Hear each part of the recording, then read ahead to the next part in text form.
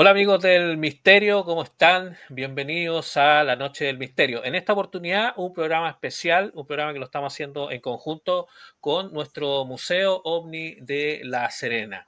Esta es una ocasión muy especial para mí particularmente porque tengo el honor de poder contar con un invitado de lujo, una persona a la que estimo mucho, con la que he estado varias veces, admiro por su trabajo, por sus investigaciones, y quien además hoy nos está presentando un nuevo trabajo, un nuevo libro. Están aquí. Me refiero a JJ Benítez, y a quien lo pongo en pantalla. ¿Cómo estás, Juanjo? Bienvenido. Hola, Cristian. Bien, encantado de estar contigo. Oye, yo lo digo, lo destaco porque siempre es un placer poder conversar contigo, pero en esta ocasión es un doble placer porque tienes un nuevo libro. Tú sabes que para nosotros siempre estamos a la espera de esos trabajos tuyos, esos libros que nos llenan de información, nos llenan de casos, porque tú tienes la oportunidad de viajar por el mundo recopilando muchos sucesos. Y te quería preguntar algo, porque eh, materia reservada es como el año 93, tengo la idea. Después viene OVNI Alto Secreto, que es como del 2000, si no me equivoco. ¿Qué te lleva nuevamente, Juanjo, a meterte en un tema tan delicado como este asunto de los militares y los OVNI? Un tema que complejo.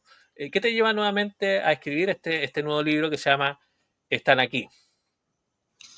Bueno, pues durante 30 años, después de Materia Reservada, que salió efectivamente en el 93, yo seguí trabajando, investigando, reuniendo información, hablando con militares de todo el mundo.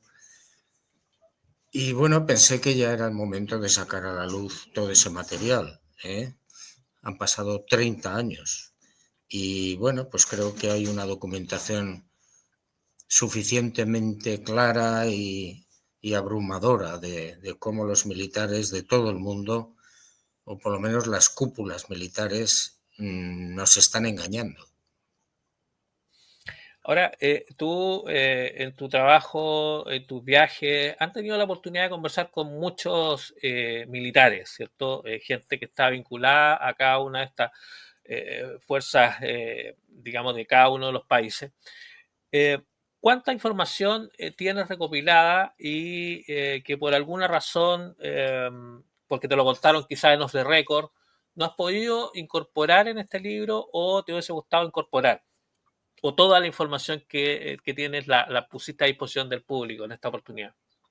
Bueno, pues en este libro, en Están aquí, si no recuerdo mal, hay más de 200 casos relacionados con las cúpulas militares, más de 200 de todo el mundo, donde se demuestra cómo desde hace casi 80 años, pues los militares están ocultando la información del fenómeno ovni o tergiversando o manipulando los expedientes que pueden salir a la luz pública. Ahora, en este camino me imagino que hay algún caso en particular que quizás te dejó perplejo, te dejó más impactado. Ahora, no es fácil poder quizás poder sorprenderte, porque después de todos estos años de investigación, me imagino que es difícil poder encontrar casos que te dejen perplejo. En este caso, ¿hay alguno que tú digas, este es el caso que yo diría que es el más contundente de todos? Bueno, hay muchos casos. Y ahora mismo me estaba acordando del famoso Cabo Valdés de Chile y de otro caso ocurrido años después en Iquique, donde una patrulla, unos soldados que estaban en el fuerte vaquero, allí en Iquique, estaban controlando, vigilando un polvorín y se acercó una nave desde el mar. De la nave salieron dos seres muy altos y bueno, pues los soldados pidieron la contraseña, dieron el alto, no respondieron y uno de ellos disparó la ametralladora. ese fue un caso prácticamente desconocido, secreto. Yo conseguí hablar en Chile con uno de los militares que participó en el interrogatorio de uno de los soldados. Y bueno, con el caso del Cabo Valdés, pues, en fin, en enero del 90 tuve la suerte de hablar con el general Pinochet. Le pedí que me ayudara a entrar en contacto con Armando Valdés, me lo consiguió. Y bueno, pues el cabo no tuvo demasiado, no quiso hablar, en definitiva, se negó. Y bueno, pues ahí arranca toda una aventura, ¿no? Con Pinochet.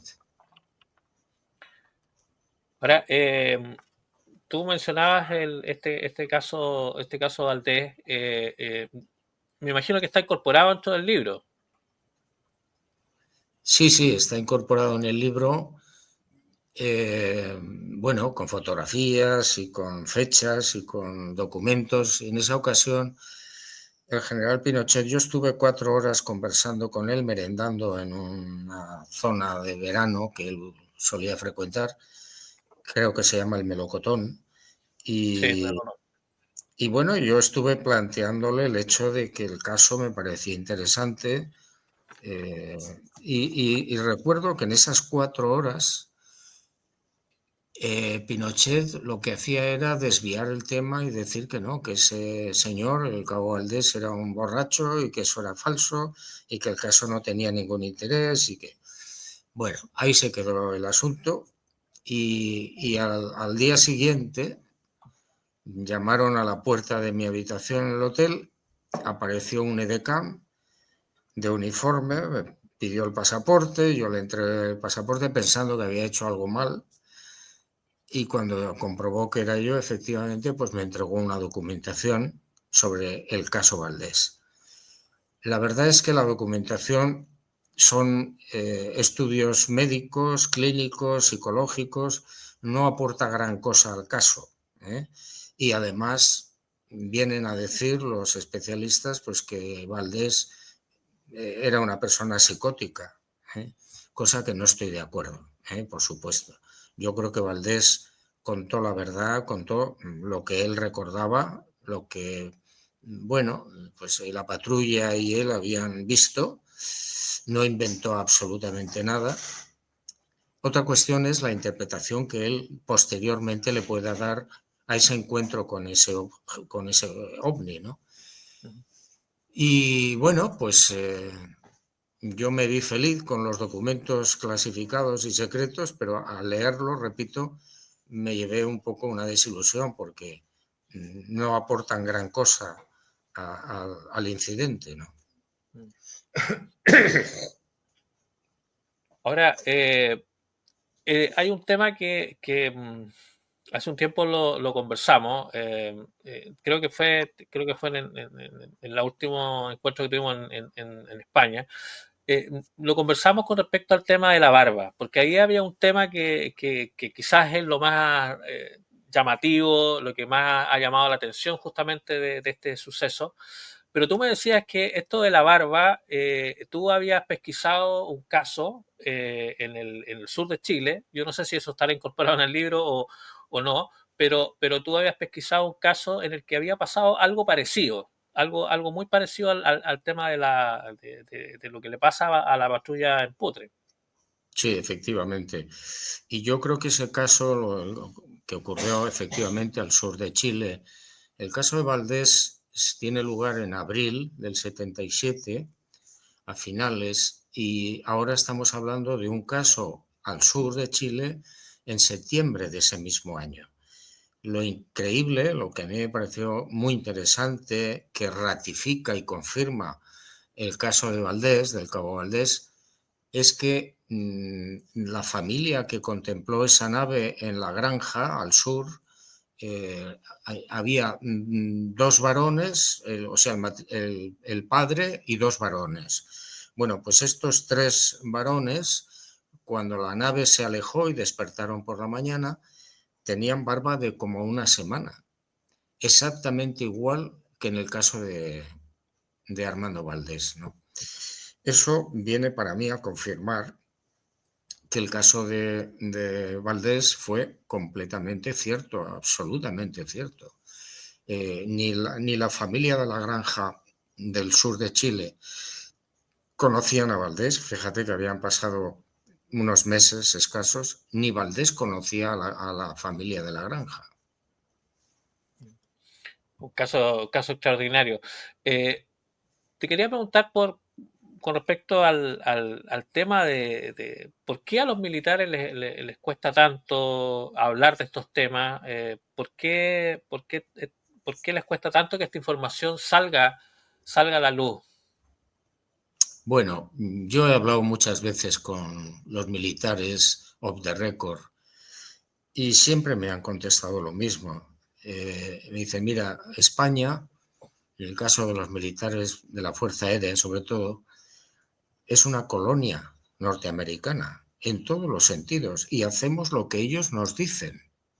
La segunda desclasificación de la Fuerza Aérea Española en el año 92 obedeció a una orden o a una sugerencia de los norteamericanos. Entonces, ellos a esta pregunta tuya, los militares contestan siempre lo mismo. Somos inferiores técnicamente a esas naves. No podemos derribarlas, no podemos hacer absolutamente nada o casi nada, porque la tecnología es mágica.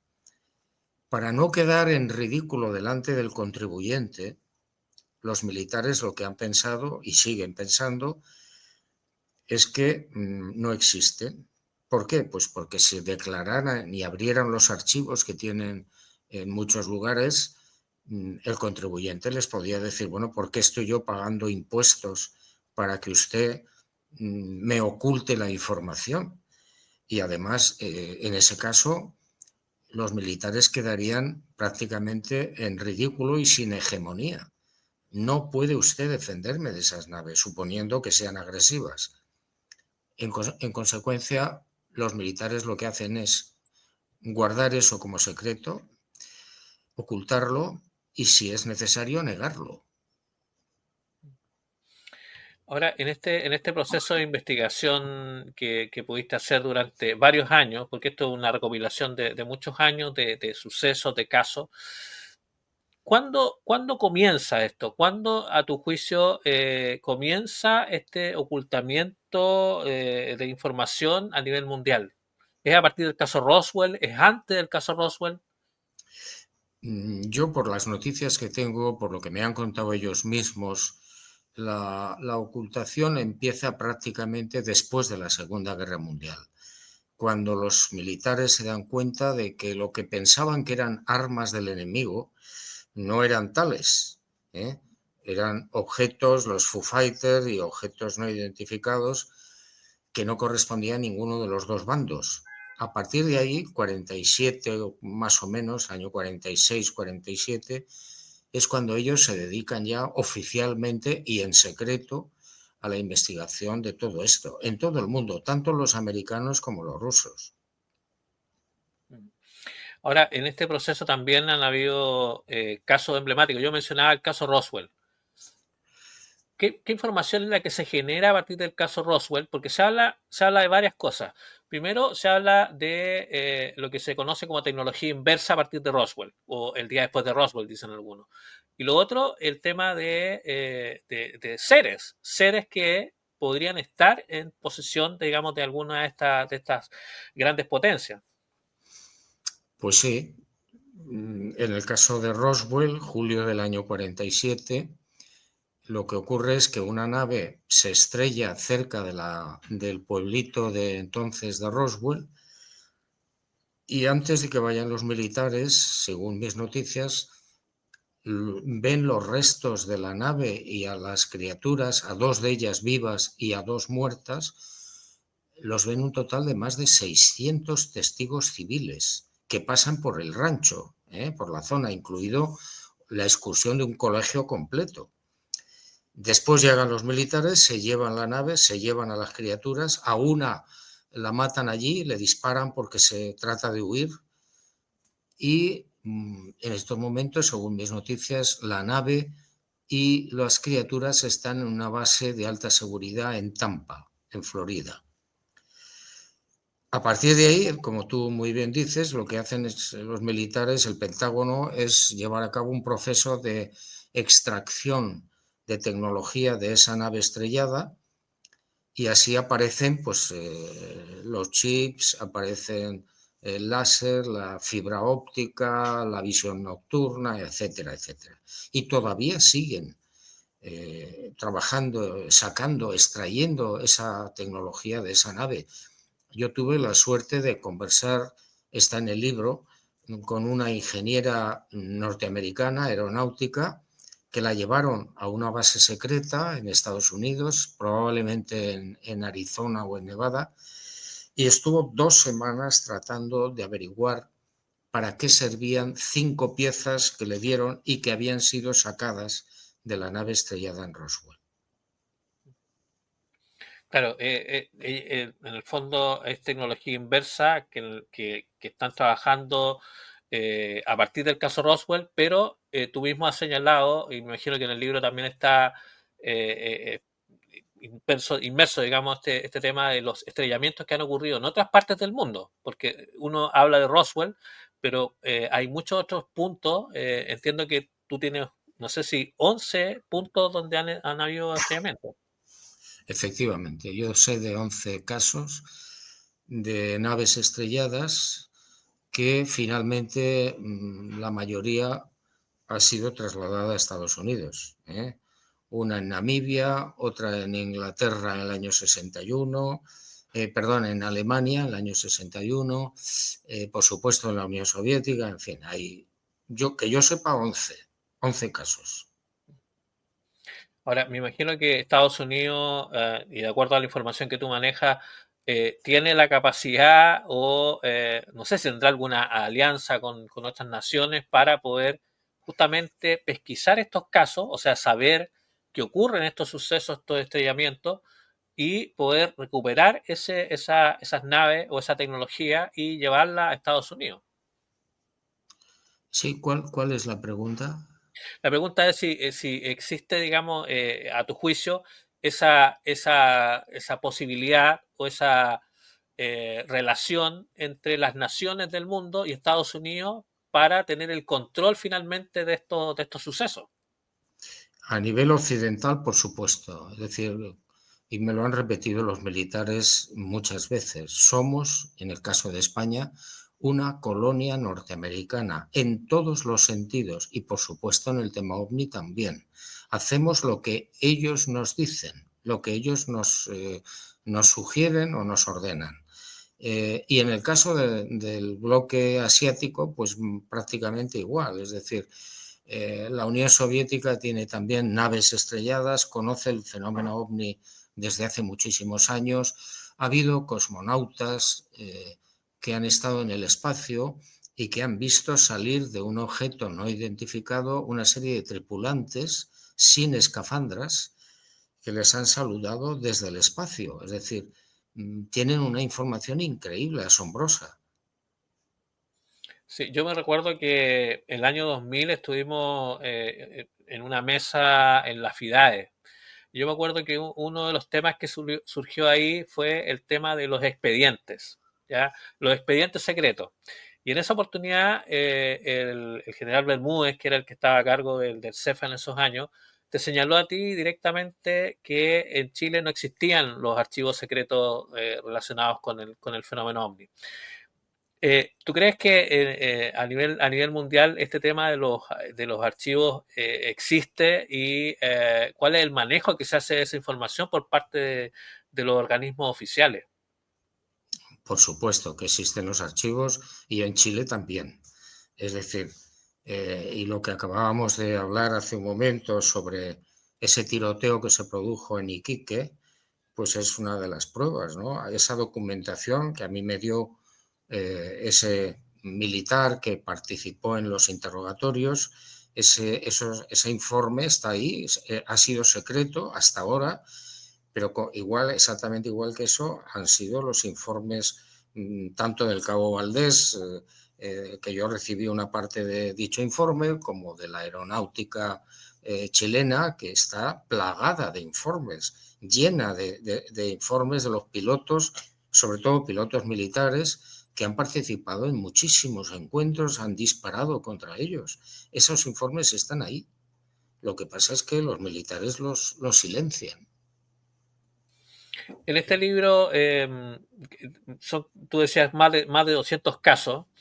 ¿Hay alguno en particular que más te haya llamado la atención? Que tú digas, ok, este es un caso realmente emblemático y que de alguna forma se debiera conocer públicamente y que aún no lo es. Pues sí, hay varios casos que son muy espectaculares. Yo estoy recordando ahora mismo un caso que ocurrió, si no recuerdo mal, en el 78 en una ciudad de Rumanía que se llama Pietra.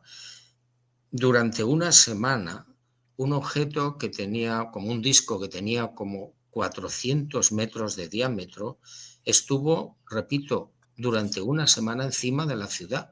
Los militares cortaron las calles, requisaron las cámaras fotográficas de los miles de personas que habían visto esa nave y que la fotografiaron. Bueno, se ocultó, por supuesto. Oye, restos no humanos. Tú por ahí mencionaste en lo de Roswell. A nivel planetario, ¿tú crees que hay otros sucesos similares a Roswell y que quizás desconocemos aún y que forman parte de estos archivos secretos? Por supuesto, por supuesto. Yo recuerdo un caso en Namibia donde una nave fue derribada por los aviones militares de Sudáfrica.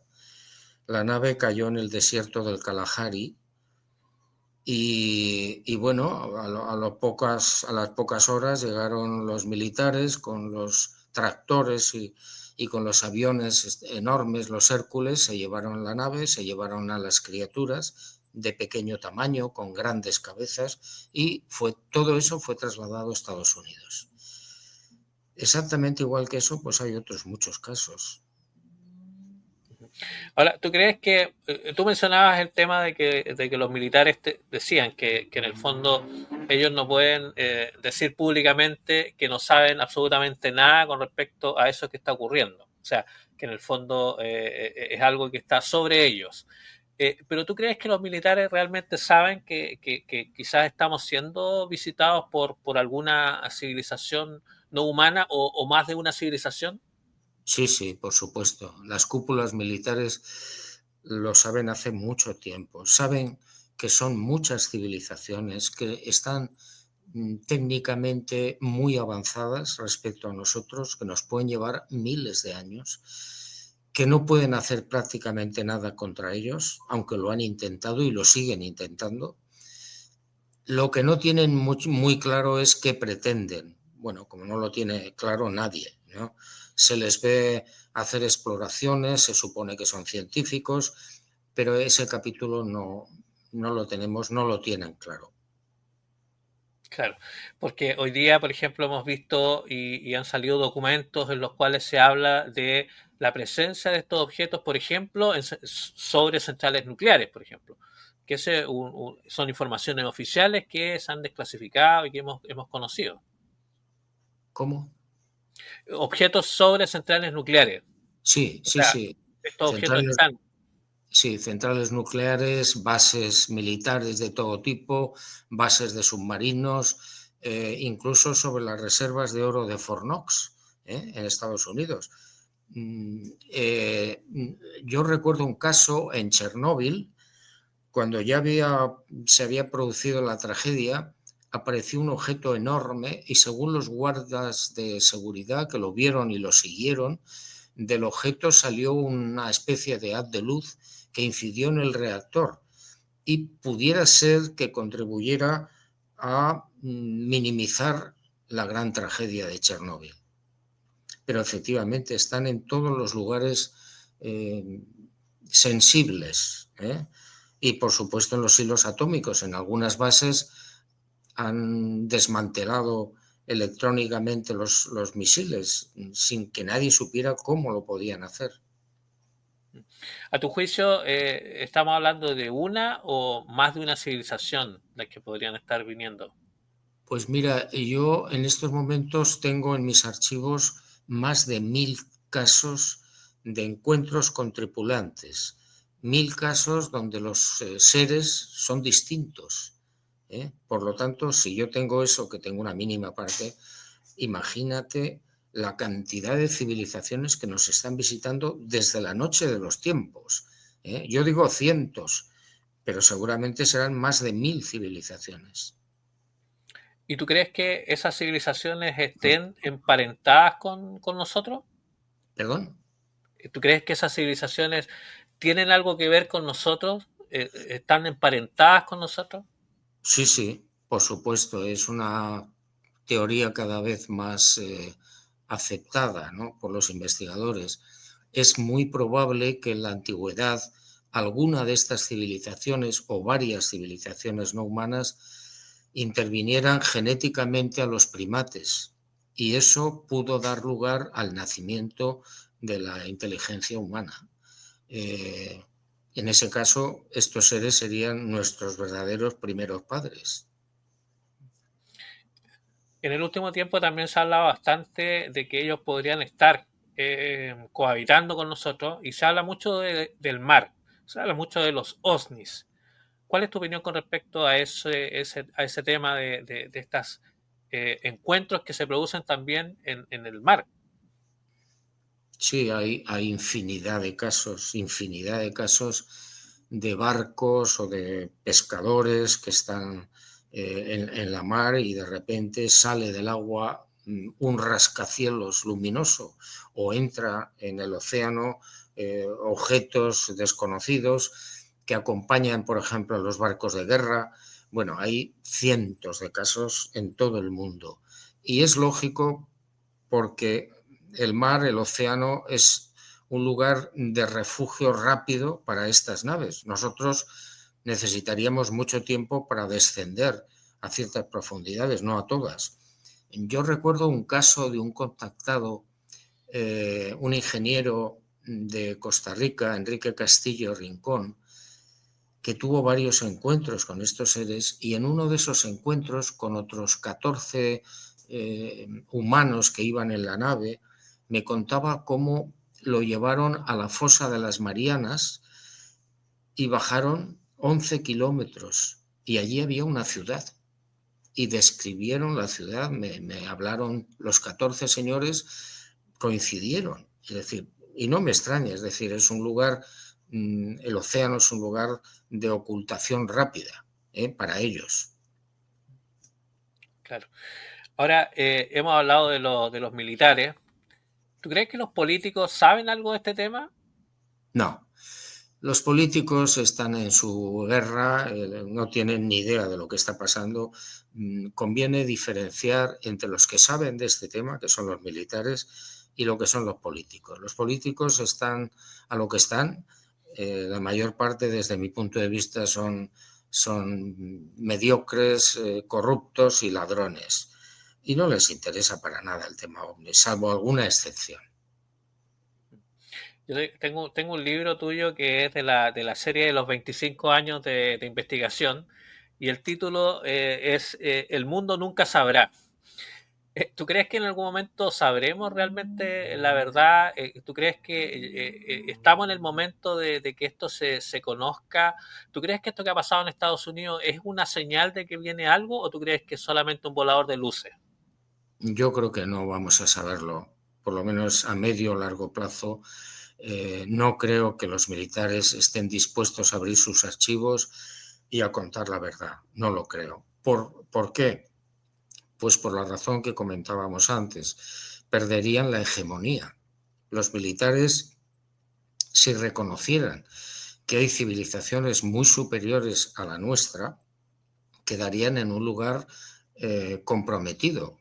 Se encontrarían con una situación embarazosa y lógicamente eso no va a ocurrir. Y tampoco creo que se vaya a producir un contacto oficial con estas naves. por una sencillísima razón, porque la raza humana está en un periodo evolutivo muy bajo. Estamos muy lejos de esas civilizaciones.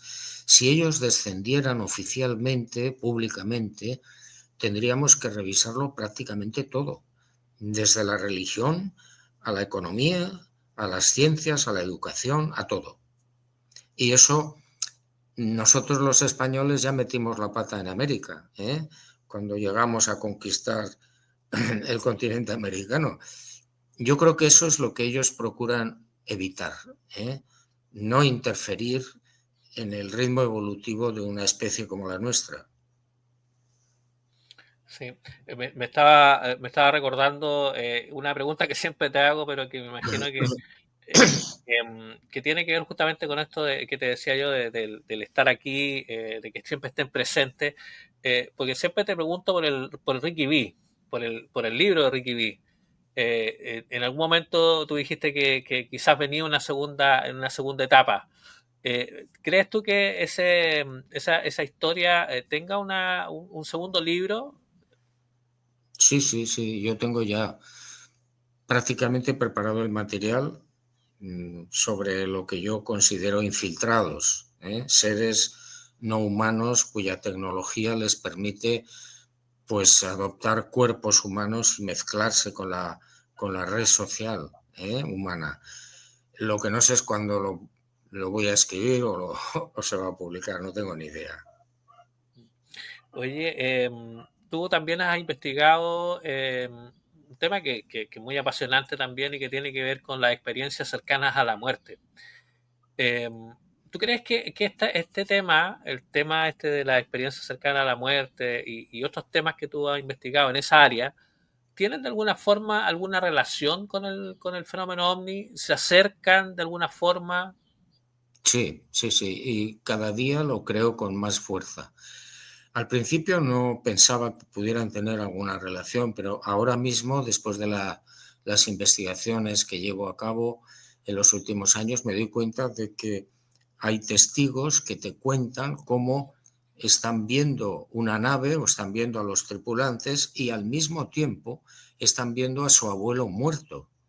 Entonces no entienden, preguntan y bueno, la respuesta del abuelo muerto allí le dice, estos son los tatas, es decir, personas que nos cuidan.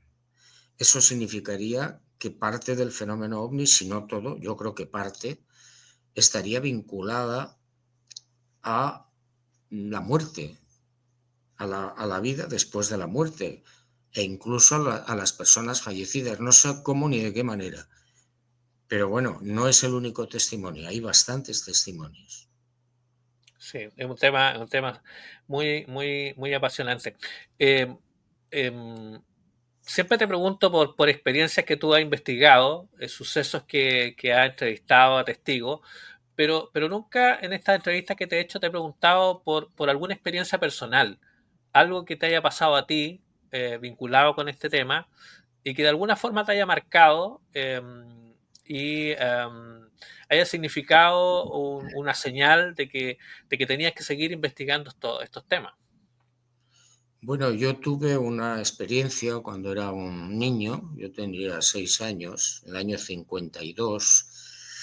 Me encontraba en un pueblecito del norte de España, en Navarra, y salí a jugar como a las 3 de la tarde. Apareció una niebla muy extraña, muy densa, y bueno, aparecí 3 horas después, sin saber cómo ni de qué manera, en una casa del pueblo de Urdax, que estaba a 300 metros del río donde yo estaba jugando. Todo el mundo me buscaba, nadie sabía qué había ocurrido. El caso es que yo había desaparecido 3 horas. 40 años después, en Estados Unidos, me hicieron una regresión hipnótica y supe que en ese momento, cuando aparece esa niebla espesa, surge un ser con una escafandra tintada. Yo no pude nunca ver la cara, el rostro. Me agarró de la muñeca izquierda y me llevó a un sitio que tampoco he podido identificar. Parecía una cueva. Allí me abrazó, estuve un tiempo que no sé determinar y me devolvió al río. Bueno, pues es lo que he sabido, la idea que tengo de que, bueno, pues eso fue un encuentro, no cabe la menor duda. Y fue, fíjate, 20 años antes de que yo me dedicara a la investigación del fenómeno ovni. Me da la sensación, solamente la sensación, de que era una forma o fue una forma de prepararme. Sin duda, sin duda. Ahora, ya nos queda poco tiempo, pero no puedo dejar de preguntarte por lo que viene. ¿En qué estás hoy? Yo sé que tú tienes varios libros. La última vez que conversamos me dijiste que tenías varios libros que estaban ahí esperando ser publicados, pero imagino que siempre sigue investigando, siempre estás atento a a lo que está pasando. ¿En qué está hoy JJ Benítez? Pues mira, ahora estamos en una investigación compleja, complicada, pero muy interesante, de un médico en Bolivia que tuvo hace 5 o 6 años, tuvo un encuentro con un ser. Este ser parecía americano, muy alto. Se quitó el traje que llevaba, el brazo izquierdo, y presentaba una herida sangrando. Entonces este médico estaba allí en una caseta perdida al este de Bolivia, le curó, le cosió, se quedó con media docena de gasas impregnadas en la sangre. Cuando salió con este ser fuera de la caseta donde lo curó, había una nave enorme encima de unos árboles y, bueno, en resumen, el médico se quedó, repito, con una serie de gasas impregnadas en la sangre de este ser. Yo me fui a verlo, hablé con él, estuvimos en el lugar y me traje varias de esas gasas y están en pleno proceso de examen en diferentes laboratorios del mundo. Hasta ahora, la conclusión, digamos, más importante es que no es una raza conocida, no es un ser humano. Es la primera vez que yo sepa que tenemos pruebas físicas no oficiales de que hay vida no humana en la Tierra. Y ¿Y siguen cuál, las investigaciones. claro, ¿y cuál fue la reacción de este médico? Cuál fue su reacción y qué es lo que ha pasado con él en este tiempo? Bueno, este médico al principio quedó muy sorprendido porque, claro, imagínate lo que es ver una nave enfrente, encima de unos árboles enormes, con dos robots que circulaban por el suelo cerca de la nave. Y claro, cuando él reaccionó se dio cuenta de que tenía allí un verdadero tesoro. ¿eh? Inmediatamente dio la sangre a analizar en Boston, después en Brasil, después en España, y bueno, pues los resultados han sido los que estamos comentando, sin la menor duda, porque han sido por lo menos 5 laboratorios diferentes y todos coinciden. Yo me imagino que eso es un proceso, no te puedo preguntar cuándo vas a tener el resultado de eso, pero eso podría ser tu próximo libro relacionado con este tema. Bueno, en Están aquí, en el último capítulo, yo toco ya el tema, explico la historia, qué es lo que pasó, y doy a conocer los resultados del primer laboratorio, que es el primero que me dio la información. Repito, hay otros 4 o 5 laboratorios que, bueno, no he podido incluirlos en este libro. Ahora, para cerrar ya, cuál es el mensaje que le darías a todos esos seguidores de tus trabajos y que y que van a buscar tu nuevo libro? ¿Qué es lo que van a encontrar y con qué se van a sorprender? Bueno, pues yo he procurado, a través de estos más de 200 casos donde participan y han intervenido los militares en el tema OVNI, yo lo que he procurado es facilitar la información para que la gente, el público, sepa lo que está pasando desde hace 80 años. Es decir, no es una cosa reciente. Eh, los militares están engañando a la gente. La cúpula militar de muchos países están ocultando la información, no sale a la luz, está prohibido y además, si es necesario, ridiculizan a los testigos y niegan el fenómeno ovni. Eso es lo que quiero que la gente sepa. Oye, antes ya, esto sí que es lo último. En este proceso has tenido alguna resistencia negativa de acceso a información o amenaza en este proceso de investigación? ¿Te ha pasado algo investigando estos temas tan complejos? Sí, sí, sí, he tenido algún problema, sí. Sí, porque eh, los servicios de inteligencia militar, sobre todo, no les gusta que se dude de los militares o de las cúpulas militares, no les gusta, y mucho menos que se demuestre que nos están engañando. No lo soportan. Juan José Benítez, como siempre, un placer, un agrado conversar contigo.